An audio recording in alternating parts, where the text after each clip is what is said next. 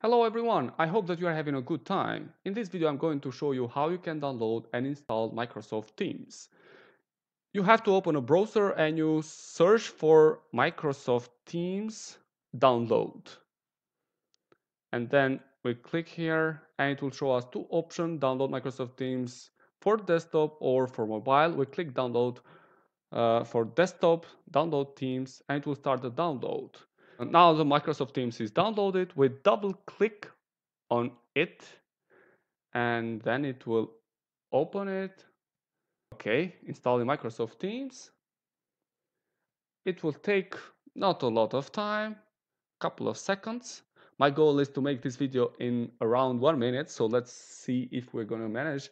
And I just want to show you guys how easy it is to download and install Microsoft Teams.